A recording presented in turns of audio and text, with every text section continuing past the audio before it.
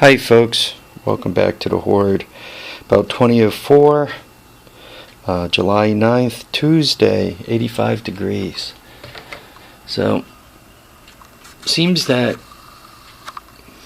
I'm in this training program to learn as much as possible about Asian electronics. And let's go with it as a positive experience. Here's my latest training vehicle. You guys have met this thing. It's known as the China Quad. It's known as a Baja, actually, B-A-J-A, Baja Quad. I've looked it up, and it does exist out there. There's a nice ad for it. The 90cc version of this thing goes for $895 plus tax. So, I don't know, $900, tax on $900. In my area, it's a little over 8%, which throws another $50 on it, so $950. So, there we are, $900 quad. Paid $200 for it, and I think I was robbed. This quad had on it, you guys can see all kinds of horrible wiring and all.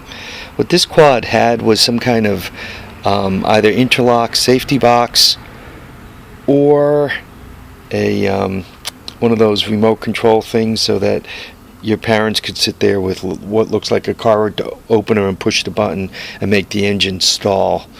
So I'm not sure which it was, but they had wires going to hell's half acre. They also had a switch here, obviously, and a key switch, which would have been on the fender down around here somewhere. And going through the wiring, this female jack would have been for this guy, for this switch. And then this little guy here was for the key switch. So going through the wiring, this is the key switch, on and off, and you got a brown wire here. Went through the entire harness. Homie don't see no brown wire. Interesting, but homie finds no brown wire. Going through the rest of the harness, I mean, you got all these multi-grounds. I mean, I don't mind multi-grounds, but somebody really went through some trouble jacking this harness up. So, another word for expensive is when I get my notebook out and start drawing pictures. Here's my notebook, and now the pictures. And the word notebook and expensive should go together. Whenever you see this green notebook out, you might as well say to yourself, oh, Harvey is screwed. And I am. What I did first was, this is the CDI unit. And the CDI unit has only a few important wires. According to the schematic on the CDI, these two lower guys go to ground, right? That's easy. Hook green to it, and make sure it's hooked to the body somewhere. So that's done. AC power, that's a black with a red stripe. Made sure that's there, no problem. Kill switch, made sure that's floating, right? Don't want to hook that to ground because that shuts everything down. So that's floating. All happy, right? This brown with the yellow goes to the coil. That's easy. Made sure that's happening. And the blue with the yellow, that's the trigger that comes from internal. From the engine, you have the following connections: ground, AC power, and the blue, yellow. So I made sure I had those wires. Made sure the brown wire is going out to the coil. Made sure the kill switch is floating. So, given that all those are hooked up, should start, eh? Don't want to start. Don't want to start for love nor money. Got no spark. Now, What's driving me crazy is, while it was at the market, he showed me that he kicked it over. I mean, it didn't run. I didn't take it for a ride. But as he was turning it over, it fired and it ran. Well, the way he got it to fire, and I'm not crazy because I got this little jumper here that he gave me, right? He was moving this jumper around in this jack. Well, this yellow wire goes to the starter, so it doesn't do any good hooking it up to that. You got some wires cut in there, so that doesn't do any good. And the last wire was this guy that I just cut, just to be sure that it wasn't hooked to anything. And that was the off button. So you don't want to hook a wire to the off button. Just in case off wants to be grounded, I did ground it. That too made no difference. So here I am, China quad, no want to run. So what do we do with this rig? If it's not running, it's worthless. I mean, I'm basically selling a frame with tires. Lucky to get $100 for it. If I say, oh well, let me part it out, or let me put another motor on it, that could be done too. But I kind of have enough quads. I really just wanted to get this rat running as a little toy to go get the mail with and everything else. A nice little electric start toy.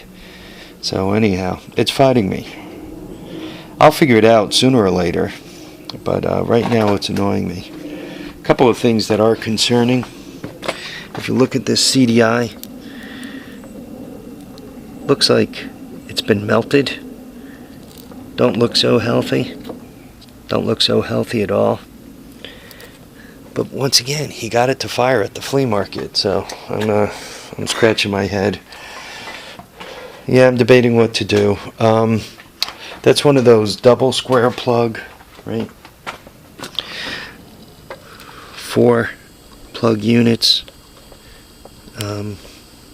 One-handed man, right?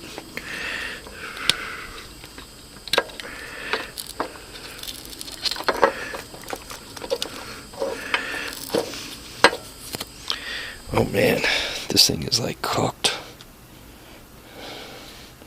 If I were a betting man, I'm thinking this CDI ain't feeling so healthy. I don't know how the hell he got it to fire. I mean, just look at that thing. Can you say muffler? So, I guess I'm going to go order another one. I should stop fooling around with these distractions and stick with the Honda 185 200S motor. That's the one I know the most about. That's the one I have the most parts for. That's the one where even more parts, should I need something, that's where all that crap is available. Yeah, this CDI, the bigger ones like this, normally that means that there is a advance built in. As the RPMs changes, it kind of changes how much, where your spark curve is. Normally, the way it works is, I think the faster you pulse it, the faster the spark comes out.